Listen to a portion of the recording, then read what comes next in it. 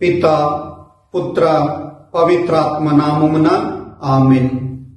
క్రీస్తునాథుని యందు ప్రియ సహోదరి సహోదరులారా, పాస్కా కాల 4వ ఆదివారాన్ని కొనియాడుతూ ఉన్నటువంటి మనం ఈనాటి దివ్య గ్రంథ పట్టణాలను కొద్దిసేపు ధ్యానించుకుందాం.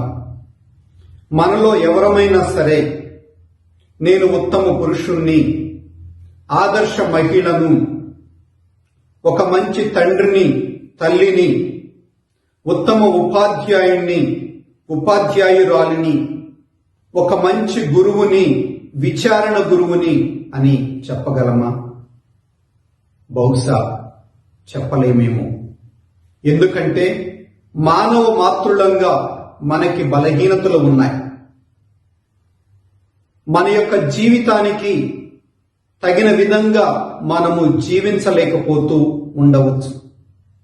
మానవ మాతృలంగా మనము కోపోద్రేకానికి గురి అవుతూ ఉంటాం. కొన్నిసార్లు తెలియకుండానే తప్పులు చేస్తూ ఉంటాం. కానీ ఈనాటి సువిశేష పట్టణంలో క్రీస్తు ప్రభు సెలవిస్తూ ఉన్నారు, నేను మంచి కాపరిని అని. ఎందుకంటే తన గొర్రెల కొరకు క్రీస్తు ప్రభు తన యొక్క ప్రాణాన్ని ధారపోశాడు. మనల్ని రక్షించటం కోసం తాను సిలువలో మరణించి తిరిగి సజీవుడై లేచి మనకి కూడా ఆ ఉత్థాన భాగ్యాన్ని క్రీస్తు ప్రభు ప్రసాదించి ఉన్నారు.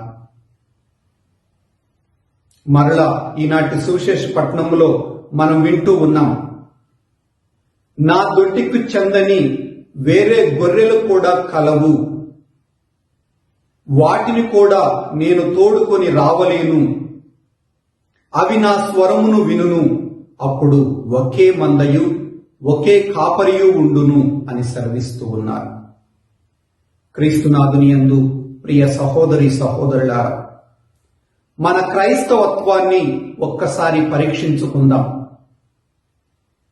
ఈ లోకములో క్రైస్తవత్వములో కూడా అనేక సంఘాలు ఉన్నాయి.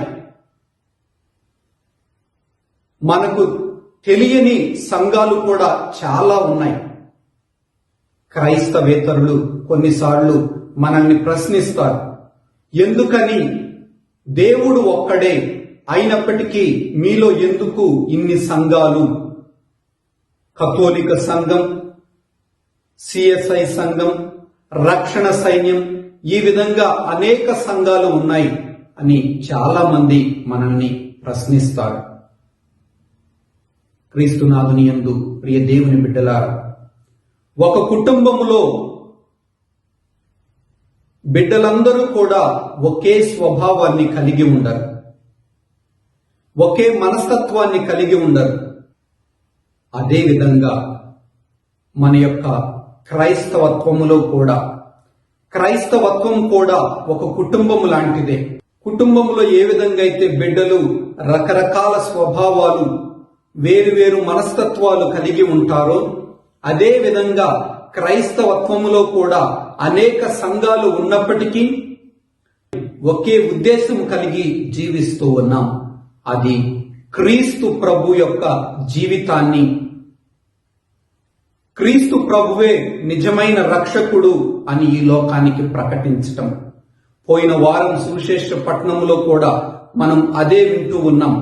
ఉత్థానుడైనటువంటి క్రీస్తు ప్రభు తన యొక్క శిష్యులకు దర్శనమిచ్చి, మీరు ప్రపంచమందంతటా తిరిగి సకల జాతి జనులకు నా సువార్తను ప్రకటించండి అని తన శిష్యులకు ఆదేశమిస్తూ ఉన్నారు.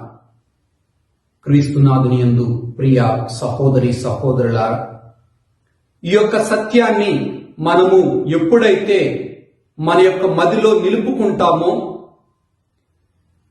దేవుని యొక్క నామములో అనేక సంఘాలు ఉన్నప్పటికీ కూడా ఒకరినొకరం విమర్శించుకోకుండా దేవుని యొక్క నామాన్ని, దేవుని యొక్క రక్షణ నామాన్ని ఈ లోకానికి మనము ప్రకటించినప్పుడు దానికి తగిన బహుమానాన్ని మనము పొందుతాం.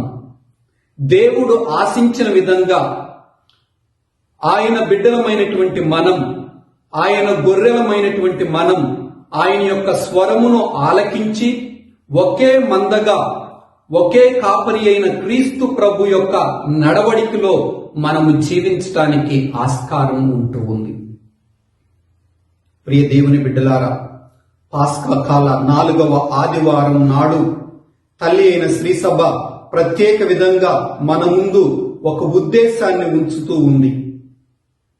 దైవ పిలుపు కొరకు ప్రార్థించమని, దేవుని యొక్క సువార్తను ప్రకటించుట కొరకు ప్రార్థించమని, దేవుని యొక్క సువార్తను ప్రకటించే తన యొక్క సేవకుల కొరకు ప్రార్థించమని తల్లి అయిన శ్రీసభ మనందరినీ కూడా అర్థిస్తూ ఉంది.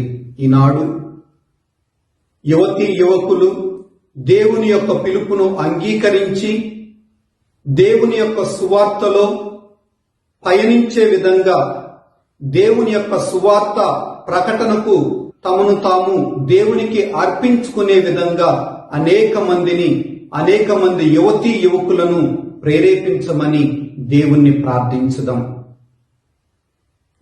దేవుడు మన యొక్క ప్రార్థనను ఆలకించి ఆయన ఉద్దేశానుసారంగా తన యొక్క శిష్యులను ఎంపిక చేసుకొని ఈ లోకములో ఆయన యొక్క సువార్తను విరివిగా ప్రకటించేటటువంటి భాగ్యాన్ని మనందరికీ కూడా ప్రసాదించాలని ఈనాడు ప్రత్యేక విధంగా ప్రార్థించుదాం.